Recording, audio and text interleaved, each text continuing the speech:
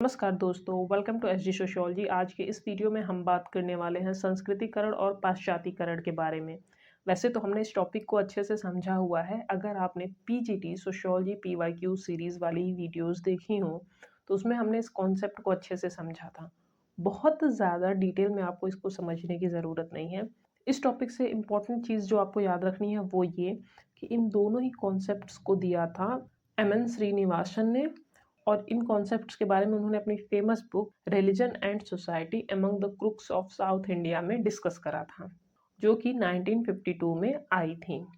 तो ये बुक का ईयर आप याद रख लो, इन कॉन्सेप्ट को किसने दिया था उनके नाम याद रख लो।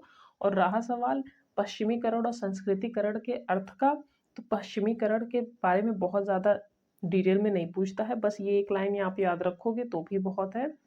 वो क्या कि भारत में अंग्रेजों के शासन के दौरान और उसके बाद कई लोग पश्चिमी संस्कृति, पहनावे, भाषा और जीवन शैली को अपनाने लगे। उस चीज को हम क्या बोलते हैं?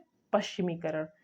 एक लाइन में, भारत में ब्रिटिश संस्कृति के अनुकरण या प्रसार को पश्चिमीकरण कहते हैं। यानी जहाँ जहाँ पे ब्रिटिश शासन रहा है उनमें से एक देश भारत भी था। तो भारत में जो इनकी संस्कृति थी, इनका बोलचाल, इनके पहनने का ढंग, इनके खाने का तरीका, रहन सहन, जीवन शैली, वो सारी चीज़ें यहाँ पे लोगों में फैलाई गई और ये बोला गया कि आप हमारे कल्चर को अपनाओ। आपका कल्चर तो बहुत बैकवर्ड है, बहुत पिछड़ा है, तो आप हमारी तरह सूट बूट पहनो, इंग्लिश बोलो, तो फिर आप कल्चर्ड हो, आप एजुकेटेड हो।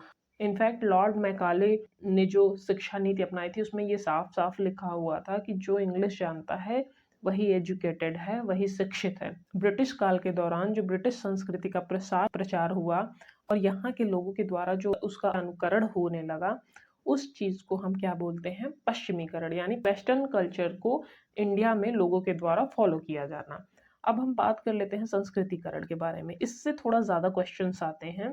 संस्कृतिकरण में एग्जैक्ट जो एम.एन. श्रीनिवासन की परिभाषा है वो आपको समझनी होगी, उन्होंने क्या बोला है। और थोड़ा सा हम समझ लेते हैं संस्कृतिकरण सरल शब्दों में क्या होता है। जैसा कि यहाँ पे लिखा हुआ है, संस्कृतिकरण एक सामाजिक प्रक्रिया है जिसमें क्या होता है, कोई भी समाज या समूह एक उच्च या प्रभावशाली संस्कृति के मूल्यों, परंपराओं, भाषा, आचरण, रीति रिवाज को अपनाता है। जैसे कि इंडिया में हुआ था, इंडियंस लोग अपने से उच्च या प्रभावशाली संस्कृति, उच्च तो हम नहीं बात करेंगे, बट हाँ वेस्टर्न कल्चर जो था उससे काफी ज्यादा यहाँ के लोग प्रभावित हुए थे, तो इसलिए उनके सामने ये संस्कृति, जो वेस्टर्न संस्कृति थी, वो प्रभावशाली थी। वहाँ की संस्कृति के मूल्य, परंपराएं, भाषा, उनके आचरण, उनके रीति रिवाज को अपनाना है। यह प्रक्रिया विशेष रूप से समाजशास्त्र और नृविज्ञान यानी एंथ्रोपोलॉजी, मानव शास्त्र में महत्वपूर्ण है, क्योंकि यह बताती है कि विभिन्न समुदाय किस प्रकार सांस्कृतिक परिवर्तन से गुजरते हैं। यानी कि संस्कृतिकरण क्या होता है? एक सांस्कृतिक परिवर्तन की प्रक्रिया है जिसमें क्या होता है, एक संस्कृति दूसरे समाज के लोगों को प्रभावित करती है या उन पे अपना प्रभाव डालती है, और जो लोग प्रभावित होते हैं जिस संस्कृति से, उनका अनुसरण करते हुए वे अपने आप में या अपने समाज में या मूल्य आदि में बदलाव करते हैं। तो सिंपल शब्दों में संस्कृतिकरण एक सांस्कृतिक परिवर्तन से गुजरने वाली एक सामाजिक प्रक्रिया है। अब हम एक बार बात कर लेते हैं एम.एन. श्रीनिवासन द्वारा दिए गई परिभाषा के बारे में। एम.एन. श्रीनिवासन की ये परिभाषा काफी बार पूछी गई है एग्जाम्स में, तो एक बार वर्ड टू वर्ड आप देख लो। संस्कृतिकरण वह प्रक्रिया है जिसमें कोई नीच हिंदू जाति या कोई जनजाति अथवा अन्य समूह किसी उच्च और प्रायः द्विज जाति की दिशा में अपने रीति रिवाज, कर्मकांड, विचारधारा और जीवन प्रणाली को बदलता है। आमतौर पर ऐसे परिवर्तन के बाद वह जाति परंपरा से स्थानीय समाज द्वारा सोपान में जो स्थान उसे मिला है उससे उच्च स्थान का दावा करने लगती है। यानी उनका जो संरचनात्मक स्थान है, ब्राह्मण, क्षत्रिय, वैश्य, शूद्र और पांडे, शुक्ला या मदेशिया, गुप्ता, इस तरह जो जातियों का सोपान बना हुआ है उसमें निम्न जो जातियां हैं वो उच्च होने का दावा करती हैं। एक्चुअल में वो बन गई हैं उच्च या नहीं, इसका कोई प्रमाण नहीं है, बट हाँ वो दावा करने लगती हैं क्योंकि निम्न जो जातियां हैं वो उच्च का अनुसरण करने लगी हैं। उन्हीं की तरह अपने रीति रिवाज, कर्मकांड, विचारधाराएं और जीवन प्रणाली को बदलने लगती हैं। तो इसके बारे में हमने पीजीटी सोशियोलॉजी पीवाईक्यू वाली सीरीज में भी बात करी थी। ये क्वेश्चन ऑलरेडी आया हुआ है कि संस्कृतिकरण किसे कहते हैं, इस कॉन्सेप्ट को किसने दिया है और अपनी किस बुक में दिया है। तो संस्कृतिकरण का सिंपल अर्थ क्या है? निम्न जातियों द्वारा उच्च जाति के रीति रिवाज, कर्मकांडों को अपनाने की प्रक्रिया। और ये चीज जो हिंदू जाति या भारतीय समाज के लिए बोली गई है, वो स्पेशली एम.एन. श्रीनिवासन ने इस चीज को बताया है। और सिंपल अर्थों में अगर संस्कृतिकरण क्या है, उसके अंतर्गत सिर्फ हिंदू जाति या जनजाति की बात नहीं होती है। वहां पे कोई भी समाज या समूह जो कि अपने से उच्च या प्रभावशाली संस्कृति के मूल्यों को अपनाता है, तो वो संस्कृतिकरण कहलाता है। तो आई होप अब आपको संस्कृतिकरण का सिंपल अर्थ समझ में आ गया होगा कि किसी और संस्कृति से प्रभावित होना। और भारतीय समाज में संस्कृतिकरण के बारे में जो एम.एन. श्रीनिवासन ने बोला है, उसके बारे में भी समझ में आ गया होगा कि उन्होंने स्पेशली हिंदू जाति में या जनजातियों में जो कि द्विज जातियों के तरह बनने की कोशिश करते हैं, उस प्रक्रिया को संस्कृतिकरण कहा जाता है। अब हम बात कर लेते हैं संस्कृतिकरण की विशेषताओं के बारे में। तो अगर हम बात करें संस्कृतिकरण की विशेषताओं की, तो सबसे पहली विशेषता है कि संस्कृतिकरण एक प्रक्रिया है। कैसी? गतिशील। गतिशील इन द सेंस, उसे ना तो समय से बांध सकते हो आप और ना ही उसे जाति, धर्म, संप्रदाय या और किसी स्थान विशेष से ही रोका जा सकता है। ये कैसी प्रक्रिया है? ये निरंतर चलने वाली प्रक्रिया है। हालांकि संस्कृतिकरण के स्वरूप हमेशा एक जैसे नहीं रहते हैं। संस्कृतिकरण को आपको पता होगा ब्राह्मणीकरण भी कहते हैं, या संस्कृतिकरण की ही तरह कुछ कुछ पाश्चातीकरण भी होती है कि किसी एक संस्कृति से प्रभावित होना। तो इसके स्वरूप अलग अलग हो सकते हैं, बट ये होती रहती है सोसाइटी में। कुछ न कुछ आपको चेंज दिखाई देगा किसी न किसी रूप में, अर्थात ये विविध रूपों में प्रकट हो सकता है और ये ऐतिहासिक सत्य भी है।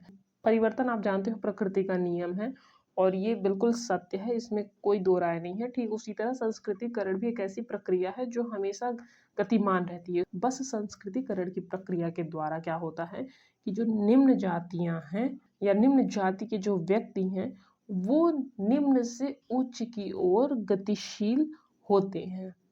अब चाहे वो आर्थिक सामाजिक स्थिति में परिवर्तन हो, चाहे वो अपनी शिक्षा के जरिए अपनी स्थिति में सुधार करे, चाहे राजनीतिक तरीके से, कोई भी रीज़न हो सकते हैं, बट हाँ, इनके संरचनात्मक परिवर्तन नहीं होते हैं। मतलब एक अगर जनजातीय समूह का व्यक्ति है, वो ऊंचे से ऊंचे पोस्ट पे जा सकता है, उसकी स्थिति, उसका स्टेटस, लोगों में उसके प्रति सम्मान बढ़ेगा, उसकी स्थिति काफ़ी हद तक ऊंची बनेगी, उसका दबदबा बनेगा, वो सामान्य जनजातियों की तुलना में ज़्यादा पावरफुल होगा, उसके पास पावर होगी, सत्ता होगी, बट फिर भी वो जनजाति समूह का ही सदस्य माना जाएगा। तो संरचनात्मक परिवर्तन भले ही ना हो, पर हाँ, काफ़ी जगहों पे संस्कृतिकरण के द्वारा उनकी आर्थिक सामाजिक स्थिति में परिवर्तन होते हुए देखा गया है और वो होता ही रहता है।